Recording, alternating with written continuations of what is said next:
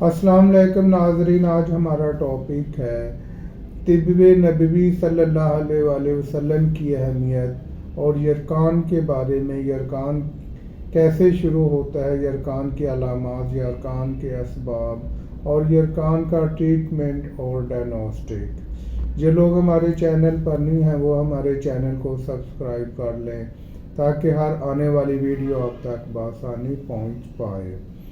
انسانی حیات الاحمات کا کوئی گوشہ اور پہلو ایسا نہیں جس کے بارے میں آپ صلی اللہ علیہ وسلم کے اسوہ حسنہ سے ہمیں رہنمائی نہ ملتی ہو۔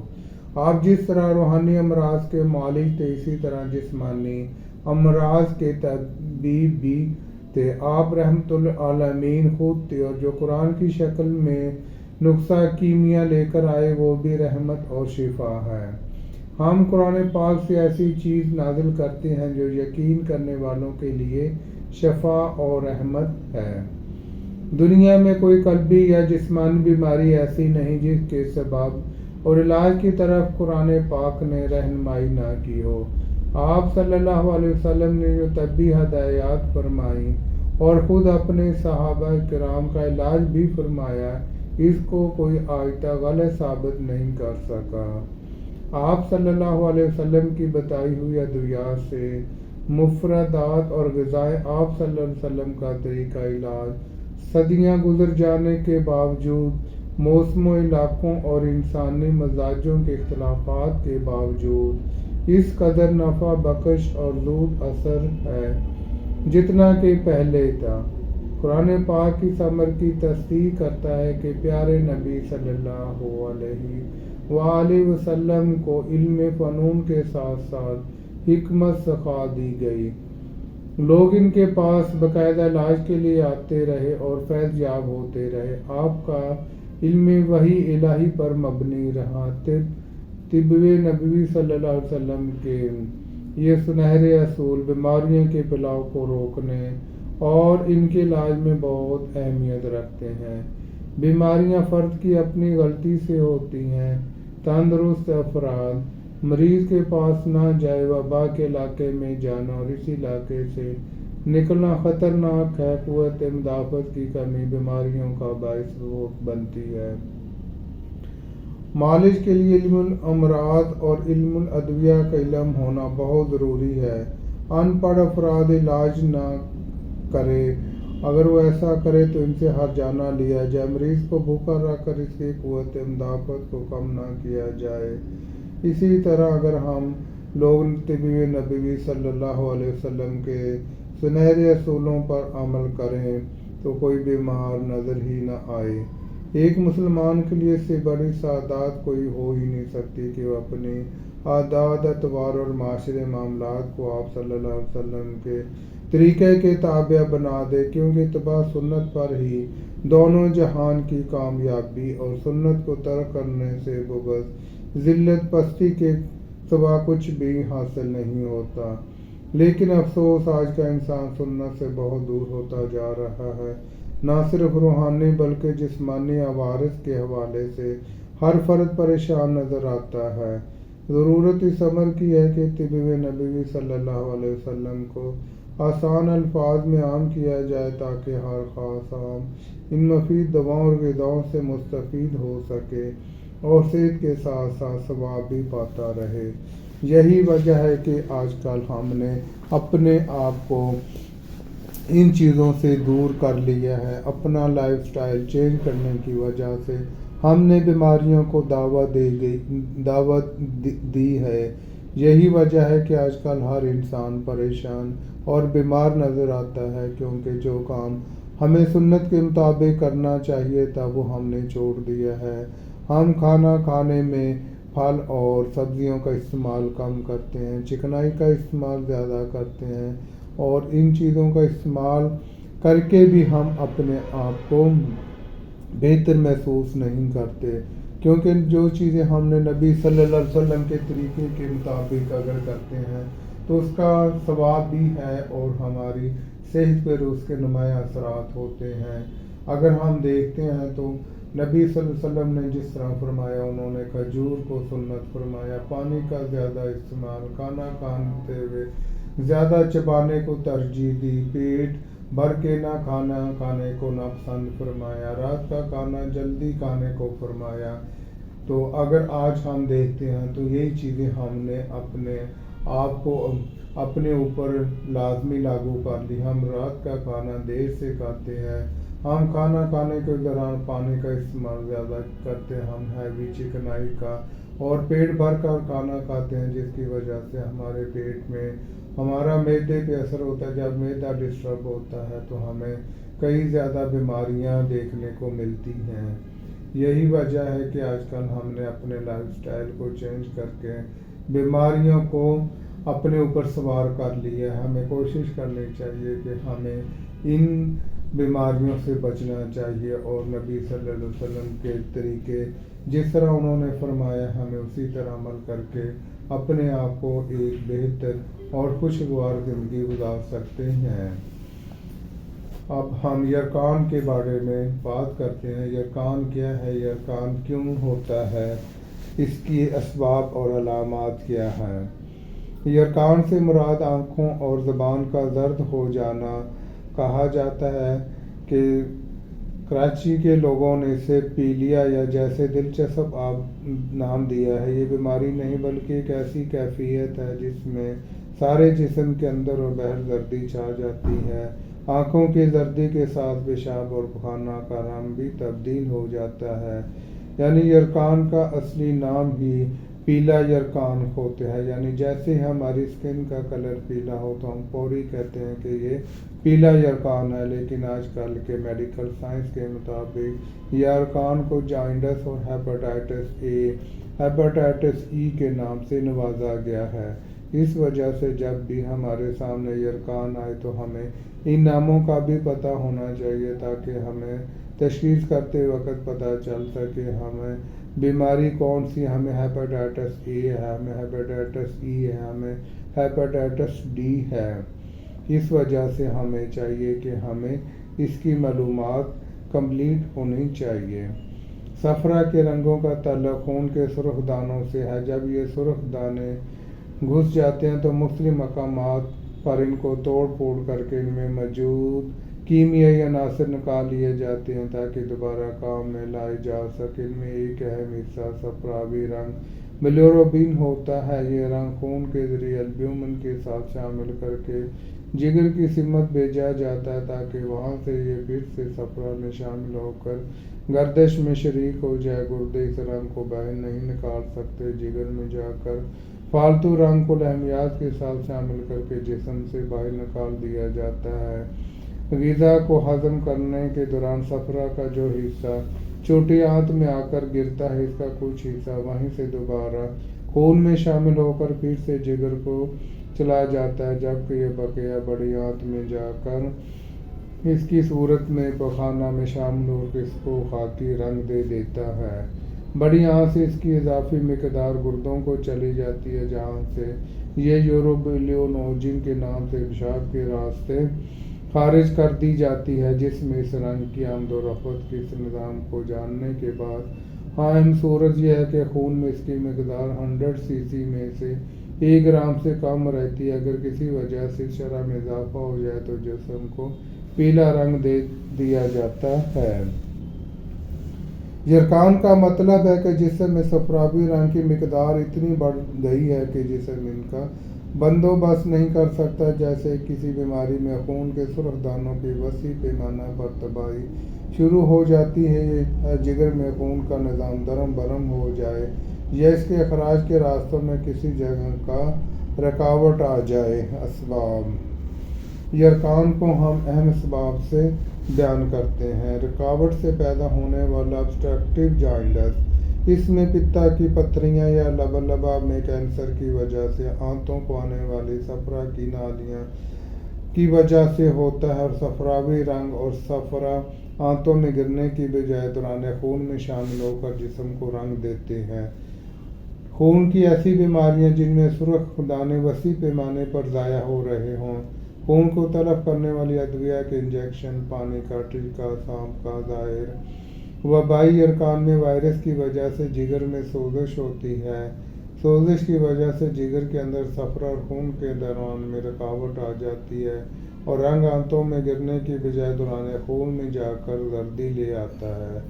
نوزائیدہ بچوں نیو بورن بچوں میں والدین کے خون کے درمیان عدم توافق کی وجہ سے صفرا رنگوں کے کیمیائی اثرات کی وجہ سے متاثر ہوتے ہیں اور بچے کا رنگ پیلا ہو جاتا ہے، جسے نیو نیٹل کہا جاتا ہے۔ یرقان کے مریض کی بیماری کی روایات اور معالج کا مشاہدہ بڑی اہمیت رکھتا ہے۔ عمر چھوٹے بچوں میں خون کے مسائل، جگر میں پیدائشی رکاوٹ کے علاوہ والدین میں موروثی آتشی، بڑی عمر والوں میں پتا کی پتھریاں، جگر کی سوزش اور نوجوانوں میں مضر صحت ادویات کا استعمال، جنس مردوں میں لبلبہ کی رسولی اور خواتین میں پتا کی سوزش، پتھری، پیشہ مضر صحت کیمیائی عناصر کا کاروبار، شراب نوشی، متعدی بیماریوں کے متعلق خاندانی اثرات، بعض گھروں میں پتا کی پتھریاں، جگر کی خرابیاں خاندانی نوعیت اختیار کر لیتی ہے۔ گھر میں کسی کو سوزش کی وجہ سے یرقان ہو تو گھر کے دوسرے افراد کو بھی بیماری لگ سکتی ہے۔ اس کی اور بھی بے شمار وجوہات ہیں۔ ناقص قسم کا کھانا، بازاری کھانا استعمال کرنا جس کی وجہ سے یرقان کا وائرس پھیل سکتا ہے، خوراک کے ذریعے پھیل سکتا ہے، پیشاب کے ذریعے، اور جو پانی ہم استعمال کرتے ہیں پانی کے اندر فضلے کی وجہ سے پھیل سکتا ہے۔ آج کل جس طرح سیوریج کا سسٹم ٹھیک نہیں چل رہا تو جس کی وجہ سے یرقان کا ہونے کا خدشہ ہوتا ہے۔ پانی کم پینے کی وجہ سے بھی یرقان ہو سکتا ہے۔ ایسے لوگ جو خاص کر گرمی یا سردی کے موسم میں جو لوگ کم پانی پیتے ہیں، اس کی وجہ سے جب ہم چکنائی کا زیادہ استعمال کرتے ہیں، تلی ہوئی چیزوں کا زیادہ استعمال کرتے ہیں، تو جس کی وجہ سے یرقان ہمارا لیور، جگر متاثر ہوتا ہے۔ جب لیور متاثر ہوگا تو سب سے پہلے ہمیں پیلے یرقان کی شکایت ہوتی ہے، اور گرمیوں میں ایسے ہی ہوتا ہے۔ گرمیوں میں بھی بارشیں زیادہ ہوتی ہیں، بارشیں زیادہ ہونے کی وجہ سے سیوریج کا پانی میں جو ہم پانی استعمال کرتے ہیں وہ ساتھ مل جاتا ہے، جس کی وجہ سے بھی فوڈ پوائزنگ کی وجہ سے، زیادہ کام کرنے کی وجہ سے جب پسینہ زیادہ آتا ہے تو جب ہم پانی کم پیئیں گے تو تب بھی ہو سکتا ہے کسی بیماری کے ریئیکشن میں، جس طرح اگر ٹائیفائڈ بخار یا کوئی بھی بخار ہو جاتا ہے جس کی وجہ سے ہمارے منہ کا ذائقہ کڑوا، اور جب ہم پانی کم پیئیں گے کچھ ایسی میڈیسن کا استعمال کرنے سے بھی یرقان کی کیفیت ہو سکتی ہے۔ اس وجہ سے ہمیں چاہیے کہ جب بھی ہمیں سمجھے کہ ہمارے جگر کے حصے میں یعنی پیٹ کے دائیں طرف نچلے حصے میں درد کا ہونا اور بھوک کا کم لگنا اور منہ کا ذائقہ خراب ہونا اور جلد کا کلر پیلا ہونا شروع ہو جائے تو ہمیں سمجھ لینا چاہیے کہ ہمیں یرقان کی علامات ہو رہی ہیں، تو ہمیں چاہیے کہ ہمیں فوری اس کی انویسٹیگیشن کروانی چاہیے۔ ہمیں کسی پیتھولوجی لیب میں جا کر اپنے بلڈ کا ٹیسٹ کروائیں، LFT کمپلیٹ کروائیں تاکہ پتہ چل سکے ہمارے جسم کے اندر بلیروبن کی مقدار نارمل ویلیو تک ہے یا ایک حد تک زیادہ ہو رہی ہے۔ اس کے بعد اگر ہمیں پتہ چل جاتا ہے کہ ہمارے جسم میں بلیروبن کی مقدار زیادہ ہو گئی، ہمارے LFT اب نارمل ہو رہے ہیں، تو ہمیں چاہیے کہ ہمیں اپنے ہیپاٹائٹس اے اور ہیپاٹائٹس ای کا بھی ٹیسٹ کروانا چاہیے تاکہ پتہ چل سکے کہ ہمارے جسم میں جو ہیپاٹائٹس اے ہے یا ہیپاٹائٹس سی ہے۔ اس کے بعد ہمیں ہیپاٹائٹس ڈی کی طرف بھی جانا چاہیے۔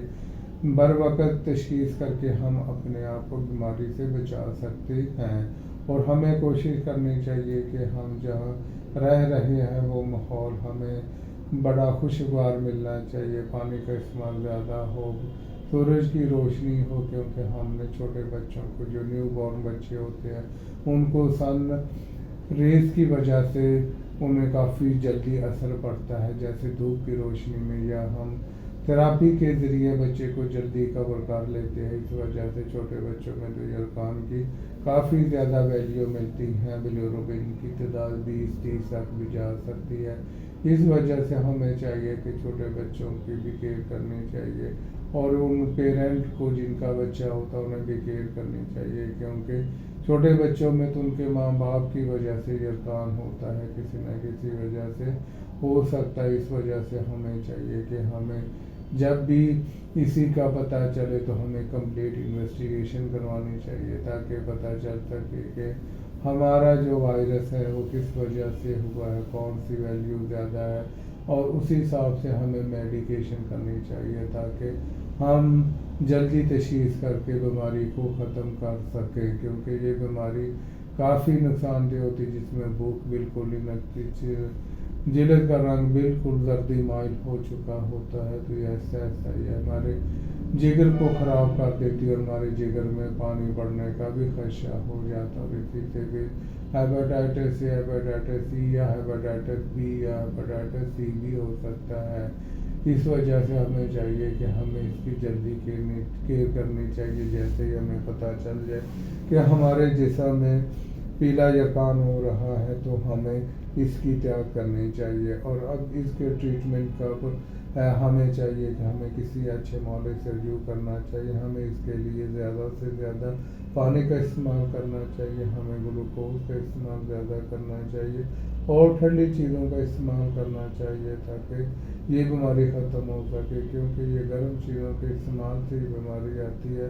جب ہم اس کے لیے پانی کا استعمال زیادہ اور ٹھنڈی چیزیں استعمال کریں گے، سبزیاں اور پھلوں کا استعمال زیادہ کریں گے، تو ہو سکتا ہے کہ ہمیں دوائی کی ضرورت ہی نہ پڑے، ہماری بیماری یہ گھر پہ ہی ٹھیک ہو سکے۔ اگر بیماری گھر پہ ٹھیک نہیں ہوتی تو ہمیں بھوک نہیں لگتی، بیماری زیادہ ہو رہی ہے تو ہمیں فوراً چاہیے کہ ہمیں میڈیکیشن کروانا چاہیے، جس کے لیے ہمیں کسی ہاسپٹل میں ایڈمٹ کرنا ہوگا تاکہ ہم جلدی سے جلدی ڈرپس لگوا کر انجیکشن لگوا کر اس بیماری کو ختم کر سکیں، تاکہ ہم اپنی صحت جو ہماری پہلے سے تھی ہم اسی صحت میں دوبارہ آ جائیں۔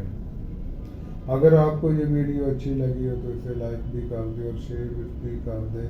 ہمیں چاہیے کہ اللہ تعالیٰ کی ذات نے ہمیں بیماریوں سے بچانے کے لیے ہمیں احتیاطی تدابیر کرنی چاہیے، اور جس طرح نبی کریم صلی اللہ علیہ وسلم نے فرمایا اسی طرح ہمیں اپنی زندگی اپنی صحت کے حوالے سے عمل پیرا ہو کر ہم اپنے زندگی کا بھی انجوائے کریں، اور زندگی کے انجوائے کے ساتھ ساتھ ہمیں اچھے اور نئے کام بھی کرنے چاہیے جو کہ ہمارے لیے بہت ضروری ہے۔ یہ دنیاوی زندگی تو بڑے کم عرصے کے لیے ہم اس دنیا میں آئے، ہمیں پتہ نہیں کہ کس وقت ہماری روح پرواز کر جائے، تو ہمیں اگلے جہان ہمیں اس کا حساب بھی دینا ہے، تب اللہ تعالیٰ کی ذات ہم سے پوچھے گی کہ دنیا میں آپ کیا کر کے آئے ہو، تو ہمیں چاہیے کہ ہمیں اللہ تعالیٰ کی دی ہوئی نعمتوں کا شکر ادا کرنا چاہیے۔